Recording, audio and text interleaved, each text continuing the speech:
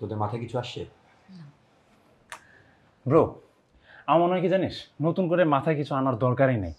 আমাদের টার্গেটটা লক, আমাদের স্ক্রিপ্ট তুই অলরেডি দেখে ফেলছিস, আমাদের লোকেশনটা এই না, লোকেশনে ঝামেলা আছে। মন্টু ভাই তো আর ওই যে ফোম্মার মতো গিয়ে রান্না করে থাকে না, তার মানে এটা ক্যান্সেল। রান্নাঘর ক্যান্সেল, লিভিং রুমও ক্যান্সেল, কারণ দাদাভাই ওখানে ঘোরাঘুরি করে। হ্যাঁ দাদাভাই এখানে, ওইটাও ক্যান্সেল। তার মানে ব্রো, লোকেশনটা নিয়ে আমাদের একটু ভাবতে হবে। কোথায় হইতে পারে? মন্টু ভাইয়ের ঘরে যদি আমরা অ্যাটাকটা করি তাহলে লিটন ভাই ভয় পাবে, এতে লিটন ভাই সমস্যা না। এটা ব্রো ব্রো, তোরা খেয়াল করছিস প্রতিদিন রাতের বেলা খাওয়া দাওয়া শেষ হওয়ার পরে যখনই দাদা ভাই উপরে উঠে যায়, তারপরেই মন্টু ভাই 20 থেকে 25 মিনিটের জন্য হাওয়া হয়ে যায়। Any guess? আরে বল ভাই। বাইরে গিয়ে আমি নিজের চোখে দেখছি। না না, এই ধূমপান স্বাস্থ্যের জন্য ক্ষতিকর।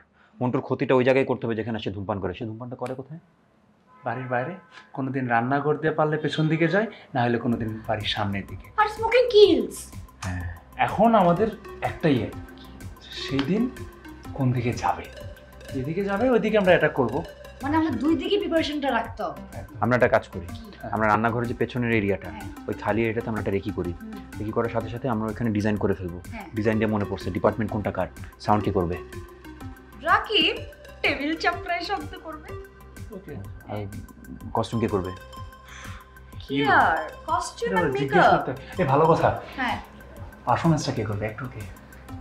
কি রে, দ্য ওয়ান এন্ড অনলি মোনার মতো একটা ভাড়া করে ফেলি, তাহলে দারুণ পারফরমেন্স আসবে।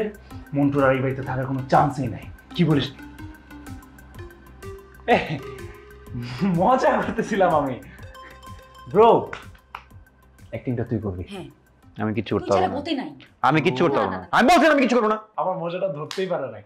আমি কিন্তু আস্তে আস্তে বলি ব্রোয়ের সাথে থাকতে থাকতে ভালো তুই অ্যাক্টর পান করছিস না? হ্যাঁ, ধরতেই পারিস। হ্যাঁ, ভালো শিখছিস কিন্তু আমাদের কাছে।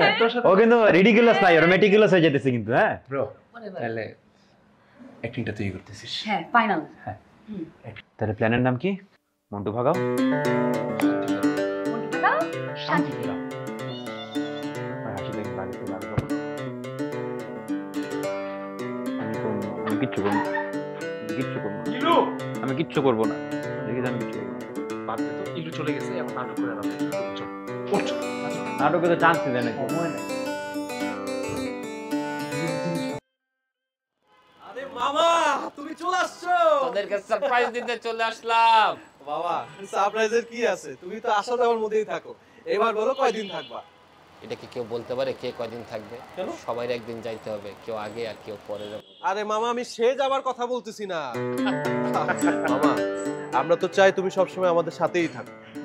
কিন্তু মামা, তুমি না সারপ্রাইজ দেওয়ার নাম করে হুট করে চলে আসো, আবার হুট করে চলে গিয়ে সারপ্রাইজটা দাও। সমস্যা তো এখানে। আরে এইটাইতে তো একটা মজা আছে রে, যে তোর আনন্দ পাস আমি হুট করে আসতে। আমি যদি সবসময় তোদের এখানে থাকতাম তাহলে তোরা আমাকে শকুনি মামা বানায় দিতে। মামা, আমরা কি বোকা নাকি আমাদের কোনো লাভ আছে? হ্যাঁ, তোমাকে শকুনি মামা বানায়? বরঞ্চ তুমি আমাদের সাথে থাকলে তোমার বটবৃক্ষের নিচে শুয়ে শুয়ে আমরা ফলমূল খেতে পারতাম। হইছে, আর পাম দেওয়া লাগবে না, অনেক পাম দিছো। তো যাচ্ছিস কই? ও, আমার একটা মিটিং আছে, মিটিংয়ে যাচ্ছি। নতুন কাজ নাকি? আরে না মামা, পুরানো কাজ। ওই কিছুদিন আগে একটা আমি শর্ট ফিল্ম করছিলাম, ওটা টেকনিক্যাল পেমেন্ট বাকি আছে, ওটার জন্য মিটিংয়ে যেতে হবে। তা আগেরটার কি হইছে? ওরে, ভুলেই গেছিলাম বলতে। আগেরটা তো আমি ইন্টারন্যাশনাল ফিল্ম ফেস্টিভ্যালে পাঠাইছি। হেভি হয়েছে, হেভি। তুমি আসছো না, তোমাকে নিয়ে দেখবো। অবশ্য তুমি তো ইনভেস্টর, তোমাকে নিয়ে দেখা তো ফরজ হয়ে গেছে। মামা, আমার দেখা লাগবে না, আমি এইসব কিছু বুঝি না। তুই বানা, তুই করে যা। একদিন দেখবি এই ফিল্মের জন্য পৃথিবীর মানুষ তোকে চিনবে। মামা, মানুষকে চেনাতে হলে তো অনেক কাজ করতে হবে, তাই না? নিজের পকেটের টাকা দিয়ে কতদিন কাজ করব? এই যে তোমার থেকে আমি টাকা নিয়ে একটা ফিল্ম বানালাম, ওটা তো এখন পর্যন্ত ফেস্টিভ্যালে দিতেই পারলাম না। তোমার টাকা ফেরত দিতে হবে না? আরে পাগলা, আমার টাকা নিয়ে তোর টেনশন করা লাগবে না, তুই কাজ করে যা। আচ্ছা, প্রীতির কি অবস্থা? কি ঘরে আছে রে?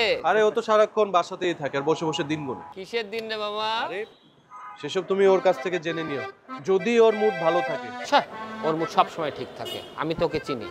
তোরই সমস্যা, তুই ওর কাছে গেলে কেমন চুপসে যাস। ও সেটাই স্বাভাবিক। মামা সরো তো, তুমি একদম বেশি বুঝো। যাও, আমার কাজ আছে, মিটিংয়ে যাবো। আর তুই যাবি গা মিটিং এ, প্রীতির মুড খারাপ, তা আমি গল্প করবো কার সাথে? ও বাসায় ফ্রিদা আর ওর দাদি আসে, যা ওদের সাথে গল্প কর। এই ফিদাটা আবার কে রে? আমার ছোট ফুপি আছে না, তার মেয়ে। ও আচ্ছা আচ্ছা, ওরা তো ফ্রান্সে থাকে।